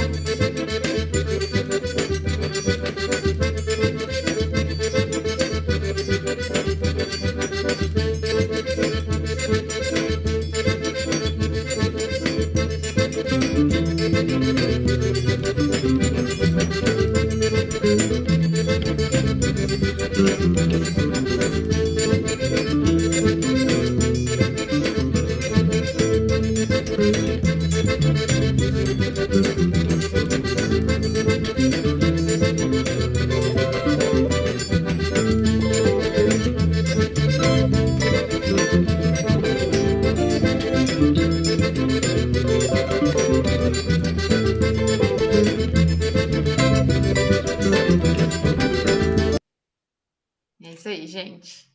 Tem muita coisa deles. Acho que a Clá tem um DVD do Corpo que uma vez ela me emprestou. Eu tô viajando. Tenho essa impressão. Tenho sim. Você tem, né? São duetos. Inclusive tá com a Catarina. Ai! São duetos que foram junto com um artista argentino, né? Um cantor argentino, né? Um compositor argentino. Se eu não me engano, chama Leucona. Eles fazem muito isso, né? De convidar, tipo, um cantor, um compositor para fazer uma trilha para o grupo, e aí eles fazem um espetáculo todo em cima do trabalho musical, assim. Eu lembro disso, porque eu acho que eu já peguei esse DVD, tipo, 1000 anos atrás. Mas é isso, gente. O Corpo é, assim, emblemático, e eles internacionalizaram muito, né? Então, o Brasil é muito conhecido, fala assim, dança contemporânea, companhias brasileiras, o Grupo Corpo vai ser lembrado, eles têm uma estrutura bem grande, assim.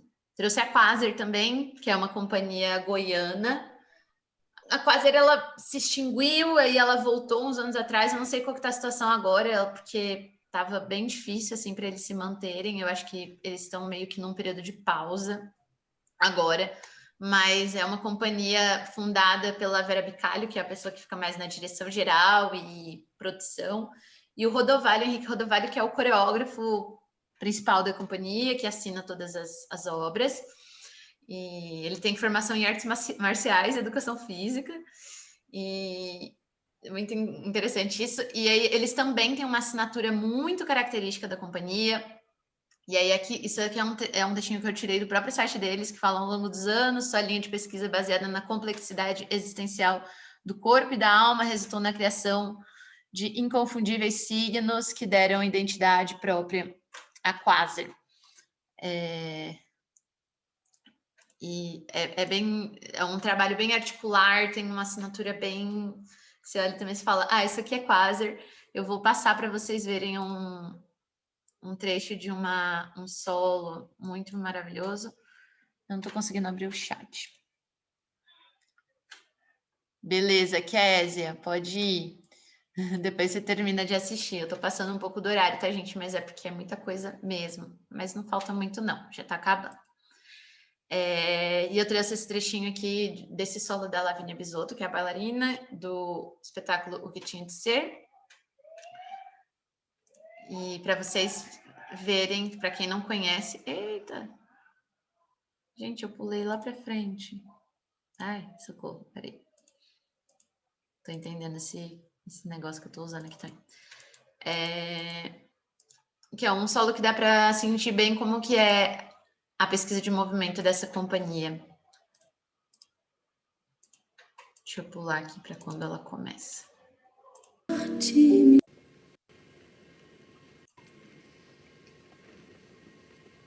Ela começa no silêncio mesmo, tá?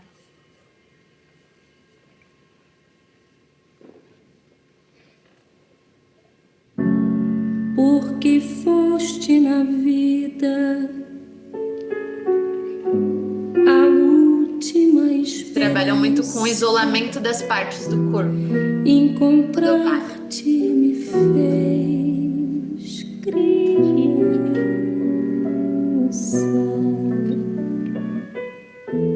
porque já eras meu, sem eu saber sequer.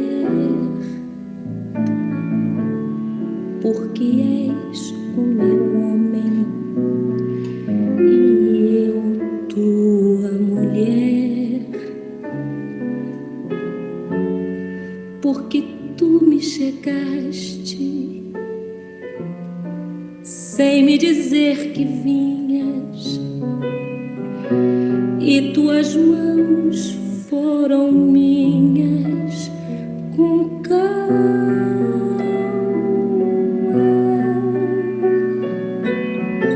Porque foste em minha alma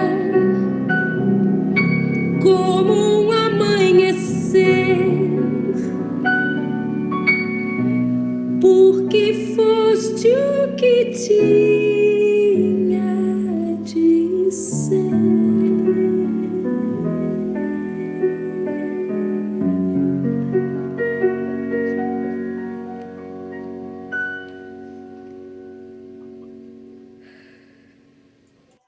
Sem palavras, né, gente, para essa mulher.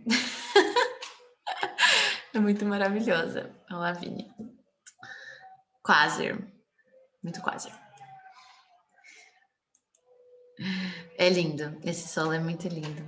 Eu trouxe porque eu amo esse solo. Mas eles têm muitos trabalhos bem lindões, gente. Vale a pena conferir e conhecer. E aí, eu vou falar um pouquinho agora, só para a gente fechar, da cena independente. Que a gente falou aqui de companhias grandes e companhias que... Né, o Balé da Cidade de São Paulo é uma companhia pública, né? Sustentada pela Prefeitura da Cidade de São Paulo. Aí o corpo tem um patrocínio da Petrobras, não sei como que tá depois dos escândalos que teve, mas eles têm uma fonte de patrocínio muito estável. A Quasar não, porque deu uma desestabilizada aí, eles fecharam e tal. Mas, assim, grandes companhias que têm uma fonte de subsídio e de sustentabilidade que mantém elas aí ao longo dos anos. E o que foi acontecendo nos últimos anos foi que os artistas começaram a ter várias conquistas, tanto política, no âmbito político e social, que refletiram na criação de leis de incentivo à cultura, né? Então, hoje a gente tem algumas leis que são expressas em editais, que é basicamente o sistema que o artista independente hoje se sustenta, né? São os editais que são lançados, o artista coloca uma proposta de um projeto para desenvolver, recebe uma verba para fazer essa produção, em troca disso ele oferece o seu trabalho gratuitamente, tem contrapartidas sociais, enfim, é o sistema que tem rodado aí, aos trancos e barrancos muitas vezes, né? Porque tira, volta, mas pelo menos na cidade de São Paulo a gente tem o Fomento à Dança, que acho que desde 2005 foi criado, que teve um boom, assim, muito grande de companhias, de artistas surgindo por causa disso, sabe? Isso possibilitou que mais pessoas começassem a produzir dança e a partir disso também novas perspectivas estéticas começaram a aparecer, tá? Que são um pouco fora desse padrão que a gente vê nas grandes companhias, que tem uma herança clássica, mais tradicional, muito forte. E aí eu trouxe alguns artistas, gente, tem muitos artistas da cena independente. Eu sou uma artista da cena independente, tá? Mas tem muita gente envolvida nisso e eu trouxe algumas pessoas só para vocês conhecerem. Muito aqui da região do estado de São Paulo, tem algumas pessoas de fora, mas só para vocês terem aí também um panorama rapidão. Então eu trouxe Cena 11, que é uma companhia, esses aqui são de Santa Catarina, de direção do Alejandro Hermet, que eles têm um trabalho, uma fisicalidade muito grande, eles exploram o corpo assim no seu limite, é muito doido, mas é muito legal. Vou pôr aqui um trecho só para vocês terem uma noção. E eles também têm uma relação com as tecnologias. Olha só, vamos dar uma olhada.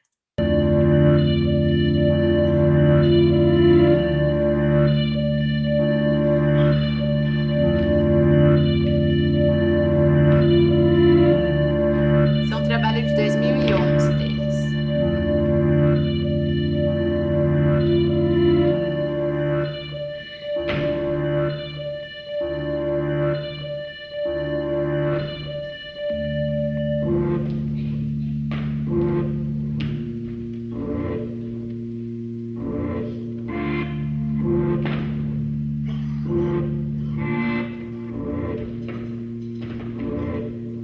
Eles trabalham com umas quedas.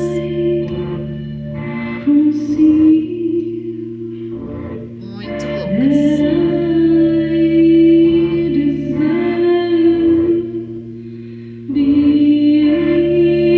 Uma estética meio punk também, né? Punk rock, assim.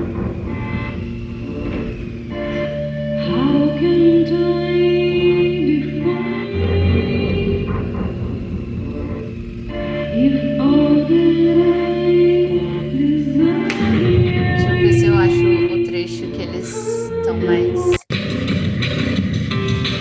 Ó.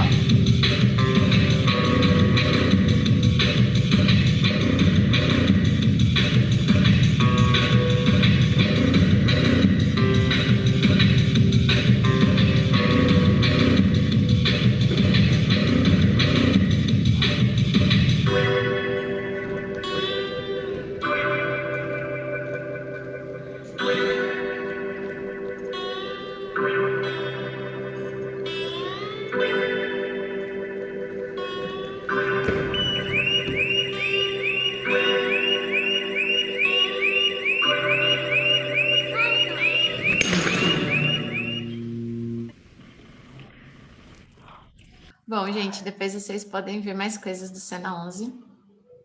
Eles são loucos. Muito loucos. Eles fazem umas coisas que você fala, meu Deus do céu, eles vão morrer. Mas eles desenvolveram um trabalho técnico que capacita eles a fazer esse tipo de loucura que eles têm, né? Então é um treinamento muito intenso para chegar nesse nível de exigência, assim, é uma presença tão alta em cena que eles têm que, tipo, eles fazem umas coisas muito, muito loucas. E é interessante, assim. Aí eu trouxe Lia Rodrigues, que é uma companhia do Rio de Janeiro. A Lia também é uma companhia que foi internacionalizada bastante, e ela tem uma pegada social também muito forte. A companhia tem a sede na comunidade da Maré, no Rio de Janeiro. Então, tem muitos bailarinos que são da periferia, eles desenvolvem um trabalho com a comunidade local, e também é uma companhia que fala muito de questões sociais, assim, e políticas bem fortes. Alguém ia falar alguma coisa? Eu tive a impressão que alguém ia fazer algum comentário. Não? Tá. Vou seguir, então. Depois, no final, vou abrir para comentários, perguntas, tá, gente? Já tá acabando. Ó, vamos ver uma coisinha dali aqui, rapidinho. É um vídeo do Sesc, então, falando sobre.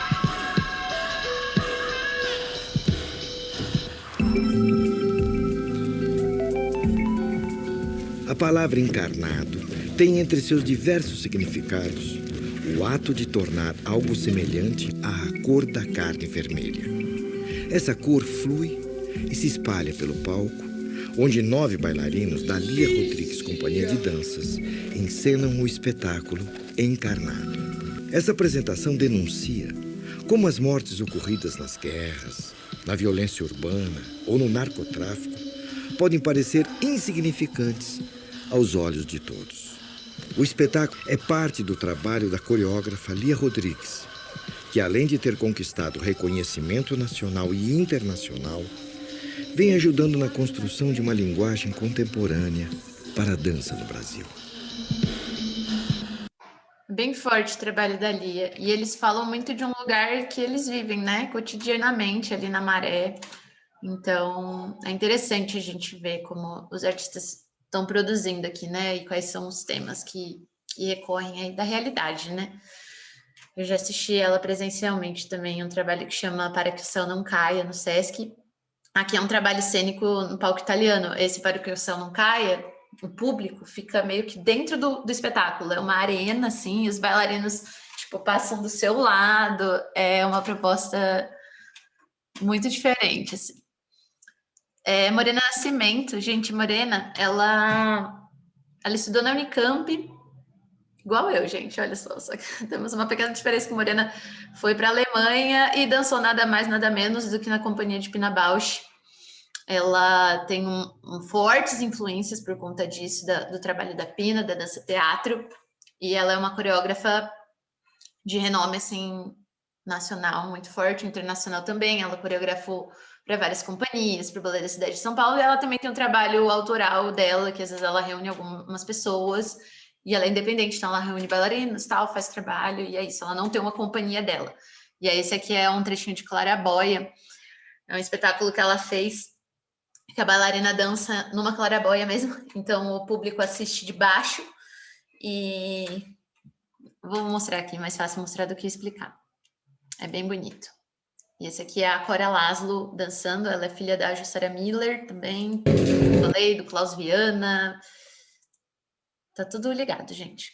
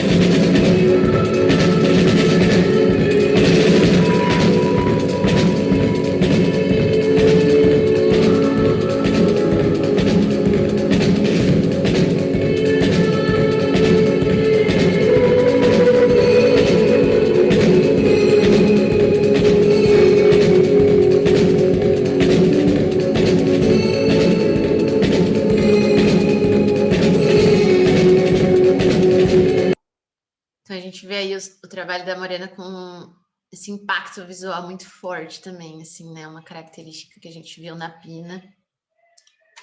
Muito lindo. Tô acabando, gente. Quem precisar ir embora, tudo bem. Quem puder ficar, melhor. Sandro Borelli, que é um coreógrafo também da cidade de São Paulo. Tem essa companhia que chama Carne Agonizante. E o Sandro, ele tem um trabalho muito político também. Enfim, vou pôr só um trechinho de um trabalho dele para vocês verem. Ele tem um lugar, ele tem um espaço, deixa eu passar mais para o meio aqui. Ele tem um espaço de dança em São Paulo que chama Casulo, que é onde os bailarinos ensaiam.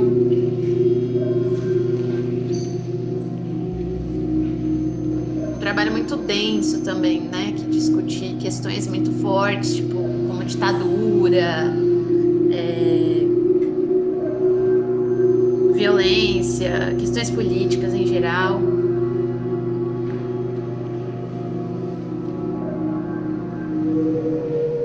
Ele também já coreografou para o Balé da Cidade de São Paulo. Ele foi bailarino do Balé da Cidade de São Paulo, né? E depois ele saiu para fazer o trabalho pessoal dele. E aqui, por último, acho que é o último que eu coloquei, eu pus o Alex Soares, que também foi bailarino do Balé da Cidade de São Paulo. E hoje ele tem esse grupo que chama Moviola. Também outra linha, outra estética, outras temáticas. O Alex trabalha muito com relações da dança com a tecnologia, ele faz videodança, ele tem projeção no palco, nos trabalhos, ele investiga muito a relação da dança com o cinema. Curto muito o trabalho dele. Esse aqui é um teaser de Ouroboro.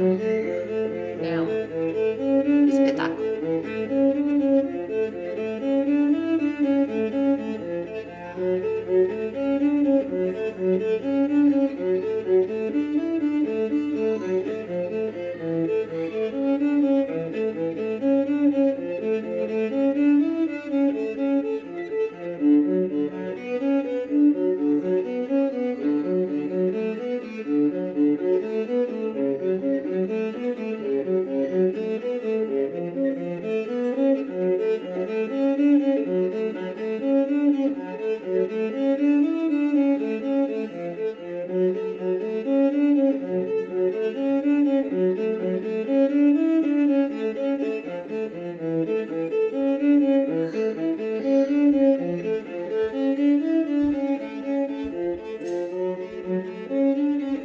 O Alex investiga muito como que o seu corpo ele pode entender os dispositivos cinematográficos, coreograficamente falando. Então ele trabalha com essa coisa de ir e voltar ao movimento, pausa, aceleração. Ele faz bastante esse tipo de desenvolvimento assim coreográfico, sabe? De montagem coreográfica também. E aí é isso, este é apenas um vislumbre diante das inúmeras possibilidades e diversidades da dança contemporânea, que está em constante reformulação e renovação, esse eterno devir. E aí, para finalizar, mais uma frase de Laurence Lupe: as interpretações de leitura multiplicaram-se, assim como a riqueza abundante das experiências sensíveis que delas se podem retirar. Então, basicamente é dança contemporânea, a gente tem para todos os gostos, todos os estilos. Às vezes você viu algum tipo de trabalho de dança contemporânea e falou, ai, coisa estranha, não é para mim. Tem muita coisa diferente e é sempre legal a gente entender o universo, né, do artista, o universo daquele coreógrafo, para entender o que está sendo proposto em cena. E às vezes a gente pode não se identificar com uma estética, mas a gente tem a noção, né, do que está sendo colocado ali e principalmente desse caminho, desse percurso histórico que a gente fez para chegar aqui, né? De que nada surgiu do nada. Então, eu pus aqui que assim a gente segue tecendo nossas biografias, que são sempre atravessadas por essa multiplicidade de referências e pela riqueza da nossa própria história. E é isso. Obrigada, gente. Agora vou abrir aí para dúvidas, questões e comentários. Antes de Arrasou, Rê, adorei, viu? Foi muito ótimo. Que Parabéns, bom. Rê, arrasou. Ai, Dava pra obrigada. ficar aqui a tarde inteira ouvindo, mas não pode, né? Não dá, né, gente? Eu também não posso. Mas É muita coisa, eu poderia também ficar, na verdade, dias e dias falando, né? Mas a gente fez aí escolhas e recortes, mas acho que deu para dar uma noção, assim, enfim, conhecer referências, né? Às vezes falta aí referência, a gente conhece mais coisas. E é isso, gente. Obrigada. Para quem é do Balé Foi muito Jovem, bom, Rê. tem uma Fiquei com tarefa. saudade de assistir espetáculo presencial. Nossa, muita saudade, né? E agora na pandemia a gente tem muitas produções acontecendo virtualmente, inclusive vou até aproveitar para fazer um merchan. A partir do dia 12, dia 12? A partir do dia 12 vai estar rolando uma amostra virtual de trabalhos que foram contemplados pela Lei Aldir Blanc no portal Mood, que é um portal de dança online que eu trabalho, e vai ser gratuito, e cada noite tem 2 obras, e na quarta-feira são 3 obras contemporâneas, de vários artistas diferentes, tem da galera daqui do estado de São Paulo, mas também tem gente do Brasil inteiro, tá? Grupos de diferentes regiões do Brasil, e aí fica uma oportunidade massa de vocês assistirem dança contemporânea, gratuito, produções de qualidade, uma Ô, qualidade. Rê, depois você manda no grupo, porque as meninas vai estar tudo de férias, aí já pode dar um tempinho e estudar, bem legal. Sim, é sempre bom ter referências, né? Eu vou mandar lá no grupo, sim. E, gente, é isso. Para quem é do balé, parece que a gente tem 2 tarefinhas aí. Claro, você quer explicar melhor a divisão dos grupos? Porque eu não sei, na verdade, tipo, quem é da formação ou quem não é, né? Uma coisa assim. Sim. Ó, que a gente tem 2 formações na escola. A gente tem a formação completa, que aí os alunos que fazem balé clássico, jazz, dança contemporânea, e os alunos da formação só clássica, né?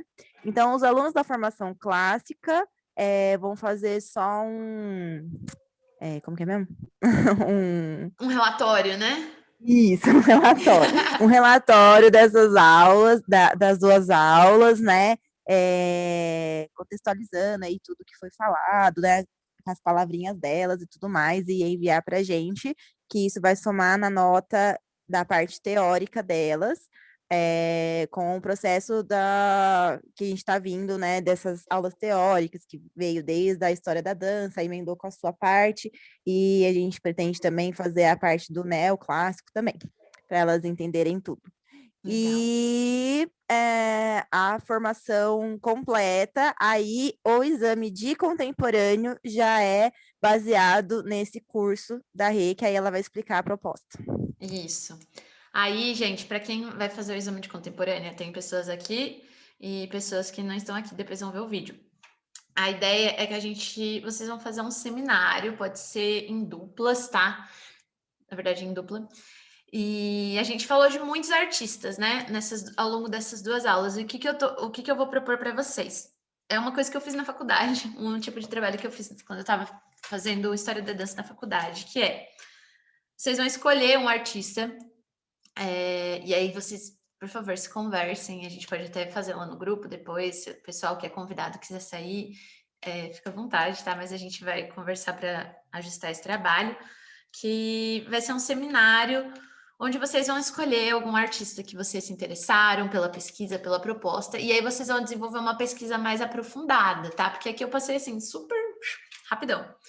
E aí, a partir disso, vocês podem, beijos, Mo, pode ir, vai descansar.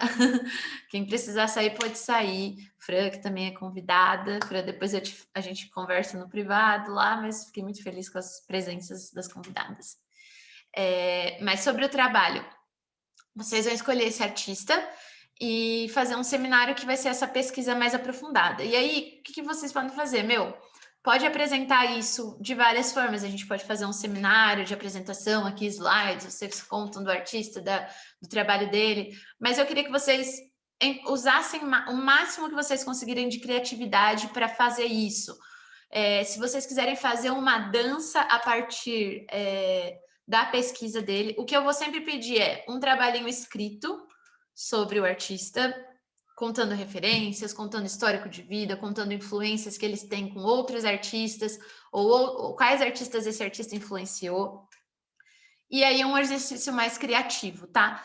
O que eu vou dar de exemplo de vocês? O que eu fiz na faculdade? Eu fiz um trabalho sobre a Pina, e eu e um grupo, e a gente fez um seminário que era uma instalação. Então, a gente viu que a Pina tem essa coisa muito forte com a visualidade, então a gente propôs uma instalação que era... A gente estava presencialmente, né, naquela época. Era uma sala e as pessoas entravam e tinham como se fossem várias estações. Uma estação tinham vídeos da Pina rolando, outro lugar tinham várias fotos de trabalho dela expostas, outro lugar tinha a gente colocou cadeiras assim, a gente meio que reproduziu a cena de um trabalho dela que tem várias flores no chão e a gente ficava deitado em cima dessas flores. Enfim, a gente usou da criatividade para meio que trazer um pouco do universo da Pina de uma forma, tipo, tudo junto em um lugar só, entendeu? E aí, a ideia é meio que isso, é vocês produzirem um seminário pensando no universo desse artista e como que vocês apresentariam esse artista para alguém que não conhece, como que vocês, às vezes, desenvolveriam pequenos exercícios a partir das propostas que esse artista específico traz. Então, vai variar muito de quem vocês vão escolher, com quem vocês vão fazer, a forma que vocês vão querer apresentar, se vai ser um vídeo, se vai ser um seminário falado, pode ser uma videodança, enfim, a gente pode ir conversando aí das ideias que vocês surgirem. Eu não vou colocar muitas regras, tá? A única coisa que eu vou pedir é sempre ter um escrito explicando a escolha, explicando a proposta. Eu quero fazer uma videodança. Eu vou fazer um escrito aqui falando desse artista. Por que eu escolhi fazer uma videodança? Se eu estiver falando, sei lá, Dani Terrese, faz sentido eu fazer uma videodança? Se eu estiver falando do Versace, enfim, vocês vão justificar a escolha para mim e apresentar o seminário da forma que vocês escolherem. Um formato mais tradicional, uma coreografia, uma videodança, enfim, muitas possibilidades. Alguma dúvida? E só para concluir, eu acho que eu já tinha comentado com as meninas que seria em dupla, e aí para não ficar uma coisa muito tipo, ai, minha amiguinha, a gente vai sortear lá na escola, tá? Beleza. Boa, claro, sempre bom. Não, porque aí às vezes tem meninas que têm já um estudo já há mais tempo, outras que estão começando agora. Eu acho legal ter esse intercâmbio e elas também começarem a criar, né, essa conexão com outras pessoas também. Exatamente, muito bom.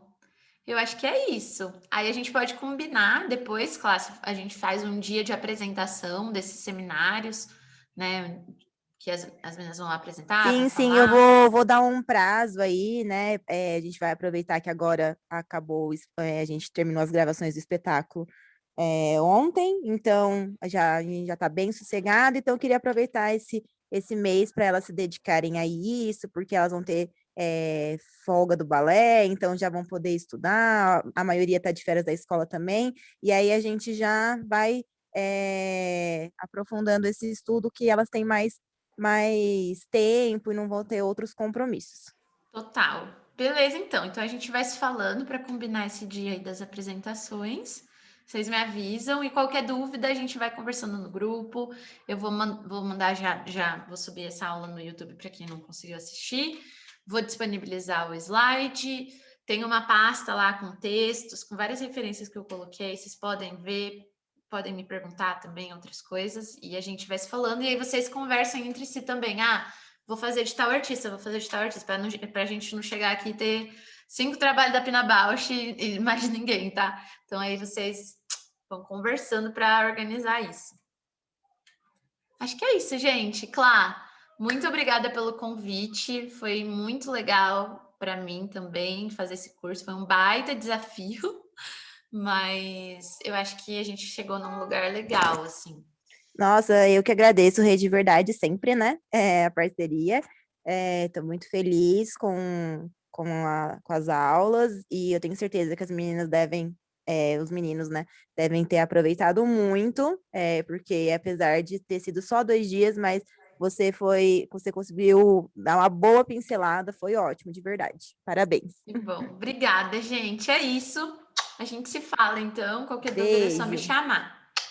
Beijos e bom descanso para vocês. Tchau, tchau.